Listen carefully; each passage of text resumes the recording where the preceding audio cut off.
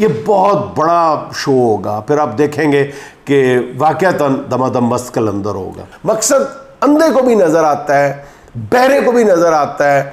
आका का फरमान है कि मेरी उम्मत गलत पे इकट्ठी नहीं होगी, तो फिर मेरा चीफ जस्टिस ऑफ पाकिस्तान को अपना फ़र्ज अदा करना चाहिए। हाँ नहीं, ये बहुत बड़ी खबर है, मैं सच्ची बात बताऊँ, ये बहुत बड़ी खबर है पीटीआई के लिए, बहुत बड़ी खुशखबरी है। अगर इस वक्त देखा जाए तो इमरान खान साहब की रिहाई के बाद अगर कोई बड़ी खबर है तो मैं इसको सही मानों में दूसरे नंबर की बड़ी खबर समझता हूँ जो पीटीआई को इजाज़त मिली है। उसकी अहमियत बहुत ज़्यादा है। तो 2-2.5 साल से पीटीआई को कोई भी जलसा जो है करने की ऑफिशियली इजाज़त नहीं दी गई थी। कोई 1-2 जगह पे फ्रंटियर पे इस तरह के कोई छोटी मोटी कोई शर्त लगा के कोई कट किया होगा, यानी ऑफिशियली डिफाई नहीं किया होगा, लेकिन हर जगह पे किसी न किसी हद तक उन्होंने पाबंदी लगाई हुई थी। तो इस दफ़ा कोर्ट के अहकामात पे ये बामरे मजबूरी इजाज़त दी गई है, दी यही गई है इजाज़त के जी। और पीटीआई अभी तक शशोपंच का शिकार है शायद, लेकिन अब अनाउंस कर दिया है कि हम 8 मई को वहाँ पे जलसा, 8 जून को वहाँ पे जलसा कर रहे हैं। तो रवात में, जो कि जिस जगह इजाज़त दी गई है वहाँ से कोई 30-40 किलोमीटर दूर है। मैं ये समझता हूँ कि पीटीआई को अगर सिब्बी में जलसा करने की भी इजाज़त मिलती है ना, तो भी कबूल करनी चाहिए और ये चैलेंज एक्सेप्ट कर लेना चाहिए। और पूरे पाकिस्तान से वोटर्स को, सपोर्टर्स को, हमदर्दों को इकट्ठा करना चाहिए वहाँ पे। अगर पीटीआई एक बड़ा क्राउड जमा करने में कामयाब हो जाती है तो ये इस सिस्टम के लिए एक और बहुत बड़ा चैलेंज साबित होगा आने वाले दिनों में। आप ये देखेंगे अभी 8 दिन है, 8 दिन में पीटीआई जिस तरीके से भी, पीटीआई के जो सोशल मीडिया वॉरियर्स हैं, अगर वो मोटिवेट करने में कामयाब हो जाते हैं, लोगों को, एक बड़े क्राउड को रवात में इकट्ठा करने में कामयाब हो जाते हैं, तो फिर आप देखिएगा कि ये जो लड़खड़ाता हुआ निज़ाम है ना, ये अपने वज़न से खुद ब खुद नीचे गिर जाएगा। हाँ, एक और काम करना चाहिए पीटीआई के वकला को कि अदालत से हिफ्ज़ मुक़द्दम के तौर पे एक और ऑर्डर भी ले लेना चाहिए कि हुकूमत इस जलसे के इनेकाद के रास्ते में कोई रुकावट खड़ी नहीं करेगी। होना यही है कि तरह तरह की रुकावटें खड़ी की जाएंगी और मारदाड़ भी की जाएगी, सब कुछ किया जाएगा, गिरफ्तारियां भी की जाएंगी। अगर ये, मेरा ख्याल है, इस मुल्क में रत्ती बराबर भी रूल ऑफ लॉ मौजूद है, तो मेरा ख्याल है कि फिर ये पीटीआई के वकला को चाहिए कि ये अटैम्प्ट ज़रूर करें, सुप्रीम कोर्ट से कर लें, हाई कोर्ट्स में से किसी भी हाई कोर्ट से कर लें। इस्लामाबाद हाई कोर्ट की डोमेन बनती है, तो इस्लामाबाद हाई कोर्ट से ये ऑर्डर ज़रूर ले लेने चाहिए कि हुकूमत को मना किया जाए कि रुकावट खड़ी ना करे। ये बहुत बड़ा शो होगा। फिर आप देखेंगे कि वाक़यातन दमादम मस्त कलंदर होगा। अच्छा, दमादम मस्त कलंदर तो हुकूमत और बाकी सब लोग कर रहे हैं, मुकदमे पे मुकदमा, मुकदमे पे मुकदमा, कितने मुकदमे रोकेंगे? अच्छा, मैं आपको एक बात तो, इससे पहले कि इन नए मुकदमात में मैं बात करूं, मैं एक जनरली एक बात करना चाहता हूं कि कितने अफसोस की बात है, फिर हम रूल ऑफ लॉ का दावा भी करते हैं, किस कदर अफसोस की बात है कि नंगे चिट्टे अंदाज में हुकूमत ये अनाउंस करती है कि जनाब अली हमने इस बंदे को बाहर नहीं आने देना या हमने फलां शख्स को बाहर नहीं आने देना।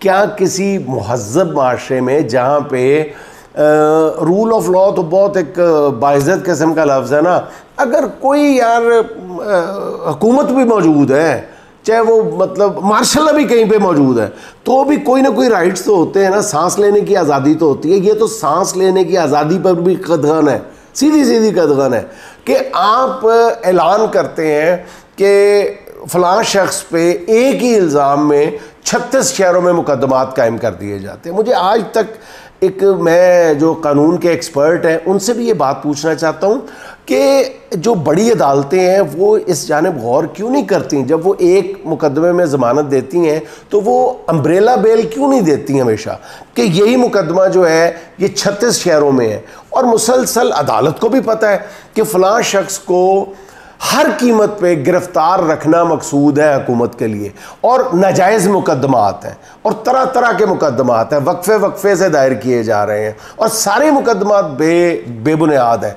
मकसद अंधे को भी नज़र आता है, बहरे को भी नज़र आता है, एक छोटी कम उम्र बच्चे को भी नज़र आता है कि मकसद सिर्फ एक है कि एक कैदी या मखसूस कैदियों को जो है वो जेल में रखा जाना है लंबे अरसे तक के लिए, तो फिर अदालत का ये अज खुद फरीज़ा क्यों नहीं बन जाता कि एक आम शहरी को उसके हकूक़ दिलाए जाए और एक अम्ब्रेला ज़मानत दी जाए, अम्ब्रेला बेल दी जाए कि आइंदा कोई भी मुकदमा जो है वो अदालत से इस अदालत से पूछे बगैर ना दायर किया जाए। सुप्रीम कोर्ट ऑफ पाकिस्तान के चीफ जस्टिस साहब से मैं पूछता हूँ कि आप रूल ऑफ लॉ की आप बात भी करते हैं और आपकी एक बड़ा जो तबका है पाकिस्तान में वो आपकी तरफ बड़ी उम्मीद भरी नज़रों से भी देखता रहा है, तो आपको ये फरीज़ा सर अंजाम देना चाहिए सर।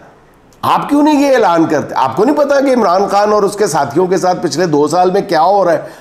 नित नए मुकदमात। मकसद क्या है कि कभी एक ही मुकदमा दूसरी शक्ल में, दूसरा मुकदमा पहली शक्ल में, बार बार बच्चों को नजर आ रहा है। जज तो बड़ी चीज होता है, जज तो हकीकत को फौरन भांप लेता है वकला की बॉडी लैंग्वेज देख के, तो जज तो उसको नजर नहीं आ रहा। और जजों का जज जो मतलब चीफ जस्टिस ऑफ पाकिस्तान, उनको नहीं पता कि ये मुकदमात क्यों दायर किए जा रहे हैं।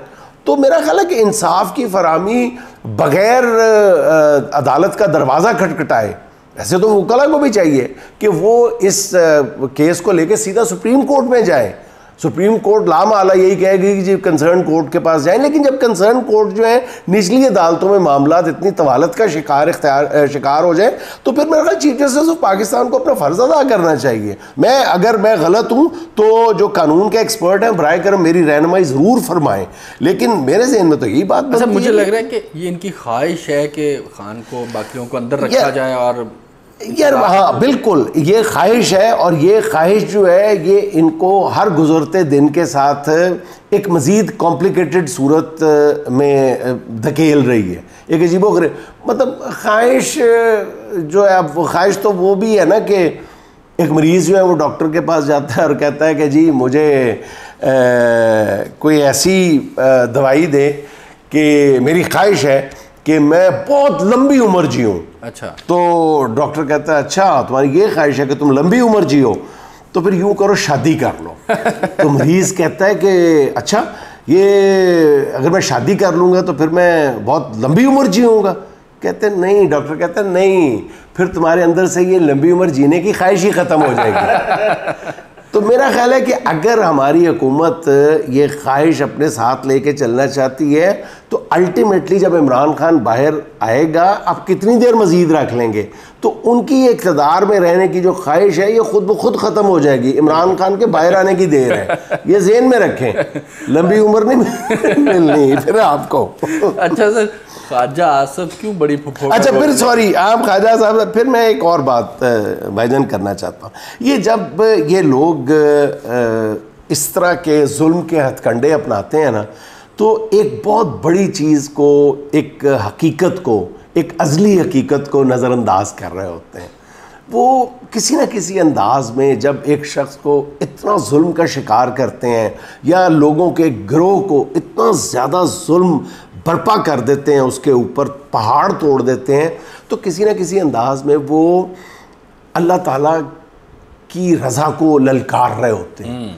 वो दूसरे लफ्ज़ों में मैं खुल के करूँ तो अल्लाह को ललकार रहे होते हैं। देखिए 2 साल में आपने कौन सी तदबीर है, कौन सी जुल्म की तदबीर है जो इख्तियार नहीं की उस बंदे के ख़िलाफ़, उसकी पार्टी के ख़िलाफ़, ठीक है। इस हुकूमत ने, इसके कारपरदाजों ने कौन सा तरीका है जो इख्तियार नहीं किया। हर तरीका इनके मुंह को उल्टा आता है, हर तरीका पलट के इन पे वापस आता है, बाउंस होता है, बूमरैंग होता है। ठीक यही हुआ ना, पिछले 2-2.5 साल की तारीख उठा के देख लो, क्या क्या बूमरैंग हुआ है, क्या क्या पलट के इनके मुंह को वापस आया है। यार आपको इस सारी तदबीरों में, इन सारी तदबीरों की नाकामी में आपको ये नज़र नहीं आता कि अल्लाह की रज़ा क्या है। अल्लाह की रज़ा जो है वो नज़र आ जानी चाहिए। आप अल्लाह को किसी न किसी अंदाज में ललकार रहे हैं, आप खुदा होने का दावा कर रहे हैं। बेशक आप ज़बान से ये नहीं कह रहे, लेकिन आपका जो अमल है, आपकी जो बॉडी लैंग्वेज है, वो किसी न किसी अंदाज में खुदाई की दावेदार है। ये इस बात की तरफ इशारा है, खुदा के लिए ये बात मत करें। आप खुदा बनने की कोशिश मत करें। ये जो है ना नित नए मुकदमात की तैयारी कि हम डंडे के ज़ोर पे किसी को अंदर रख लेंगे, डंडे के ज़ोर पे अंदर भी रख लेंगे और खल्के खुदा की ख्वाहिश को भी दबा लेंगे, ये दोनों बातें गलत हैं। ना आप जुल्म का पहाड़ जो है वो ताक़यामत जारी रख सकते हैं, ताहयात उसके ऊपर जुल्म के पहाड़ तोड़ सकते हैं, और ना आप खल्के खुदा की जो ख्वाहिश है, जो उमंग है, ना आप उसको एक लंबे अरसे तक दबा सकते हैं। ये ज़हन में रखें। और फिर खल्के खुदा की राय है क्या? एहतराम करें। आका का फरमान है कि मेरी उम्मत गलत पे इकट्ठी नहीं होगी, ये आका का फरमान है। तो फिर आप सारी बातों को गलत साबित करना चाहते हैं कि वो ठीक बात पे जमा है। अगर लोगों की 70% आबादी जो है, बल्कि 80% आबादी जो है, वो एक मामले पे इकट्ठ किए बैठी है, एक सोच की हामिल है, तो उस सोच का एहतराम कीजिए। सादा सी बात है, पता नहीं क्यों समझ नहीं आ रही।